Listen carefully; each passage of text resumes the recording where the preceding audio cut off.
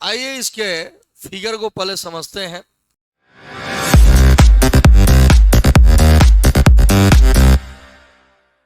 Cyclotron आखिर क्या होता है, सब बातें होंगी आज। आज का क्लास काफी इंपॉर्टेंट हो जाता है ये पढ़ने वालों के लिए।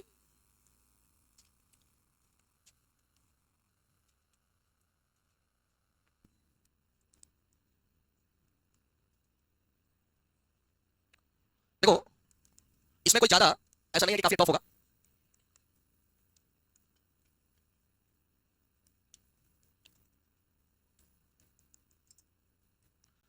देखो, यह जो हम लोग देख रहे हैं उसका नाम है साइक्लोट्रॉन।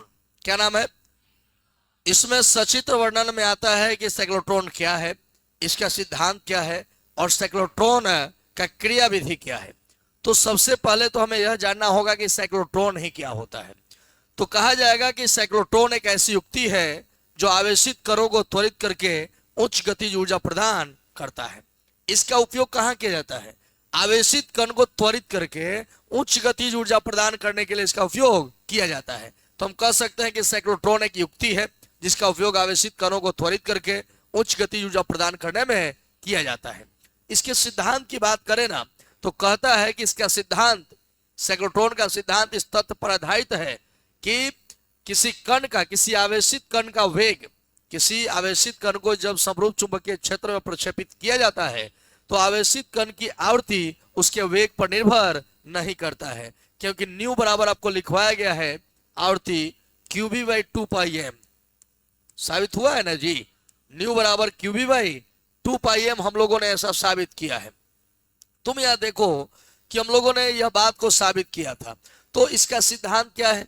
कहा जाएगा कि साइक्लोट्रॉन का सिद्धांत इस तथ्य पर आधारित है कि जब किसी समरूप चुंबकीय क्षेत्र में किसी आवेशित कण को प्रक्षेपित किया जाता है तो उसकी आवृत्ति, तो आवेशित कण की आवृत्ति उसके वेग पर निर्भर नहीं करता है, क्योंकि आवेशित कण की आवृत्ति न्यू बराबर क्यूबी बाई 2 पाई एम होता है ना। अब इसका सबसे महत्वपूर्ण जो भाग है ना, वह है क्या? ये इसका बनावट और क्रियाविधि। एकदम ध्यान से समझना, 2-3 बार कहूंगा तो तुम्हें याद हो जाएगा। साइक्लोट्रॉन में दो खोखला अर्धवृत्ताकार चालक होता है। कई गो हो? 2 गो। देख रहे हैं 2 गो डी आकार का दिखाई दे रहा है ना। इसको मैं रंग रहा हूं थोड़ा सा व्हाइट से, देखो। एगो यह डी दिखाई दे रहा है, फिर यहां देखो एक यह डी दिखाई दे रहा है। हम इसको D1 D2 भी लिख सकते हैं ताकि बुझाए आपको। D1 D2, इसमें 2 गो डी दिखाई दे रहा होगा, दे रहा है। ये दोनों खोखला होता है और देखो अर्धवृत्ताकार होता है। अरे वृत्त का लग रहा है ना कि आधा है, आधा है। कहा जाएगा कि साइक्लोट्रॉन में 2 अर्धवृत्ताकार खोखला चालक डी आकार का चालक होता है जिसे डीज कहा जाता है। क्या कहते हैं? इसका नाम क्या है? डीज। डीजे से बना है डीज ना जी, डी से डीजे, डी से डीज ना। लेकिन यही है कि इसमें डीजे बुलबुल नहीं कहना है ना, 943 94321 ये सब नहीं कहना है। सिर्फ इसमें कहना है कि साइक्लोट्रॉन में दो खोखले अर्धवृत्ताकार चालक होता है, डी आकार का चालक होता है जिसे हम डीज कहते हैं। क्या कहते हैं? दोनों डीजों के साथ एक विद्युतीय दोलक जुड़ा हुआ होता है। यहां पे जो ये है इसका नाम क्या है?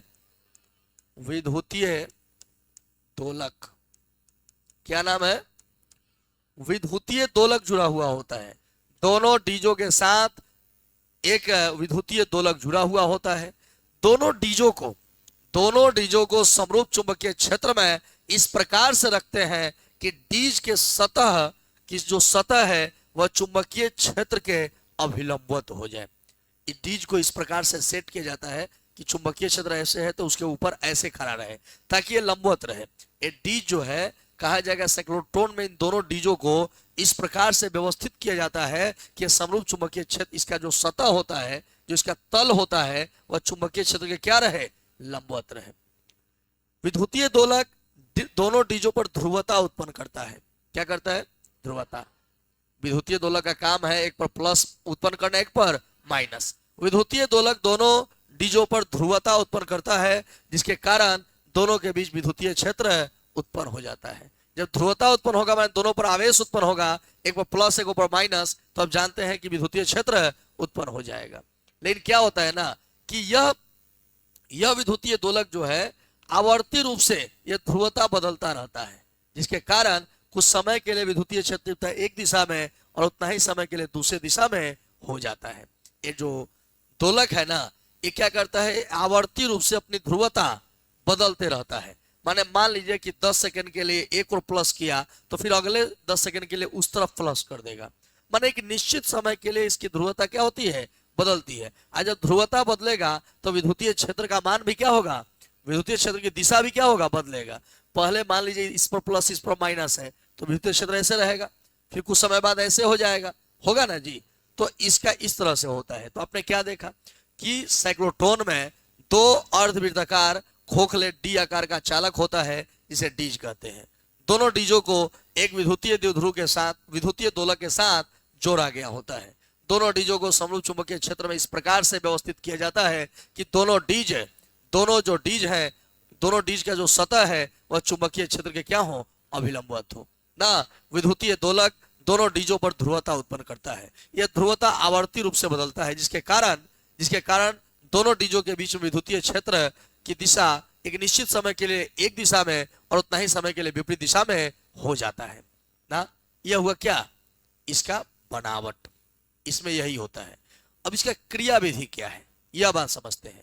कहा जाएगा कि दोनों डीजों के बीच में एक आवेशित कण को रखा जाता है। क्या रखा जाता है, एक आवेशित कण को रखा जाता है। तो विद्युतीय क्षेत्र के प्रभाव के कारण इस आवेशित कण पर विद्युतीय बल लगने लगता है। इस विद्युतीय बल लगने के कारण यह आवेशित कण त्वरित हो जाता है और उच्च ऊर्जा के साथ या अधिक ऊर्जा के साथ यह गति करने लगता है। जब यह गति करने लगता है तो आवेशित कण यह डीज के भीतर प्रवेश करता है। डीज के भीतर जब प्रवेश करता है, क्या होता है ना कि इस पर विद्युतीय बल लगेगा तो यह क्या हो गया, ये गति करेगा, और गति करेगा तो घुस गया किधर, डीज के भीतर। किधर घुस गया, डीज के भीतर घुस जाएगा। खोखला होता है तो भाई घुस ही जाएगा। अब डीज के भीतर चला गया। अब जानते हैं कि खोखला गोलीय चालक के भीतर विद्युतीय क्षतिवता क्या होता है, 0 होता है। तो भीतर तो अब विद्युतीय क्षतिवता काम करेगा नहीं, तो क्या रह गया, चुंबकीय क्षेत्र क्या रह जाएगा। और आपको पहला ही सेटिंग इसका बताया गया है कि चुंबकीय क्षेत्र जो होता है वह उसके लंबवत होता है, कौन, इसका सतह। और एक आपको बात याद आ रहा होगा कि जब किसी आवेशित कण को किसी चुंबकीय क्षेत्र में लंबवत प्रक्षेपित किया जाता है तो उसका गतिपथ वृत्ताकार हो जाता है। क्या हो जाता है, वृत्ताकार हो जाता है। तब यहां पर यही भाव लगेगा। कहा जाएगा कि जब किसी आवेशित कण को दोनों डीजों के बीच में केंद्र पर रखा जाता है तो उस पर विद्युतीय बल लगने लगता है, और विद्युतीय बल लगने के कारण यह त्वरित हो जाता है और यह तेजी से गति करने लगता है और यह डीज के भीतर प्रवेश कर जाता है। डीज के भीतर जब आवेशित कण पहुंचता है तो वहां विद्युतीय क्षेत्र का मान 0 हो जाता है। सिर्फ कण पर चुंबकीय क्षेत्र ही लगता है और इस चुंबकीय क्षेत्र के प्रभाव के कारण कण का गतिपथ वृत्ताकार हो जाता है। जितने समय में डीज के भीतर, एक डीज के भीतर वो आवेशित कण अपना अर्धवृत्त पूरा करता है, एक चक्र पूरा करता है, माने अर्धवृत्त पूरा करता है, ये एगो में ऐसे घूमेगा तो आधा वृत्त पूरा किया ना, उतना ही समय में विद्युतीय दोलक अपनी ध्रुवता को बदल देता है। क्या कर देता है, बदल देता है। ये जैसे बदलेगा ना तैसे ही बाहर फेंक देगा और फिर इसमें प्रवेश कर जाएगा। समझ रहा है ना। तो कह रहा है ना कि जितना समय में यह जो आवेशित कण है किसी एक डीज में अपना अर्धवृत्त पूरा करता है, उतना ही समय में विद्युतीय दोलक अपनी ध्रुवता को बदल देता है ना। इसके लिए इस प्रकार से व्यवस्थित किया जाता है कि कण की आवृत्ति विद्युतीय दोलक की आवृत्ति के बराबर हो। जब कण की आवृत्ति और विद्युतीय दोलक की आवृत्ति बराबर रहेगा ना, तो जितना समय में यह आधा पूरा करेगा ना, उतना समय में यह अपना क्या करेगा, ये ध्रुवता बदल देगा। मान लीजिए कि यहां से यहाँ आने में 2 सेकेंड लगा। कितना सेकेंड, 2, इतना तो नहीं लगेगा, बहुत कम लगा, लेकिन एक मानकर समझा रहा हूं कि मान लीजिए कि यहां से यहां आने में कितना सेकेंड, 2 सेकेंड। तो ये 2 सेकेंड में अपना क्या करेगा, ये बदल देगा। ये प्लस इधर माइनस इधर है तो 2 सेकेंड बाद क्या हो जाएगा, प्लस इधर माइनस इधर हो जाएगा। तो कह रहा है कि इसके लिए इस प्रकार से व्यवस्थित किया जाता है कि आवेशित कण की आवृत्ति विद्युतीय दोलक की आवृत्ति के बराबर हो। इस स्थिति को अनुनाद की स्थिति कहते हैं। अनुनाद की स्थिति में आवेशित कण की जो आवृत्ति होती है ना, इस आवृत्ति का मान होता है QB by 2 pi M. QB by 2 pi M माने डीज के भीतर जो आवेश का जो आवृत्ति होता है वह कितना होता है, क्यूबी बाई 2 पाई एम। इस आवृत्ति को साइक्लोट्रॉन की आवृत्ति भी कहा जाता है। क्या बोला जाता है, साइक्लोट्रॉन की आवृत्ति भी बोला जाता है। क्या बोलते हैं, साइक्लोट्रॉन की आवृत्ति भी बोला जाता है। क्लियर है। इसके बाद हमें यह समझना है कि इस स्थिति में कण जो है वह बार बार, अनुनाद की स्थिति में कण बार बार त्वरित होता है, और बार बार जब त्वरित होता है तो प्रत्येक बार उसकी गतिज ऊर्जा बढ़ जाती है। जैसे जैसे उसकी गति ऊर्जा बढ़ती है वैसे वैसे डीज के भीतर उस कण की वृत्तीय पथ की त्रिज्या भी बढ़ती जाती है। जब उसकी गति ऊर्जा अधिकतम हो जाती है, जब डीज के भीतर कण की त्रिज्या अधिकतम हो जाती है, जब जो डीज की त्रिज्या है ना, जैसे मान लो डीज की त्रिज्या कितनी है, आर, और जब इसकी कण की भी त्रिज्या आर हो जाती है उस समय कण अधिकतम गतिज ऊर्जा को प्राप्त कर लेता है। क्लियर है। मतलब आपने यह समझा कि हम लोगों ने साइक्लोट्रॉन का उपयोग क्यों किया था, उच्च गति ऊर्जा प्रदान करने के लिए ना। तो कैसे उच्च गति ऊर्जा मिला यह आपने इसमें देखा ना। तो यह जो था यह पूरा विश्लेषण था साइक्लोट्रॉन के बारे में। अब इसको स्लो मोशन में समझाते हैं।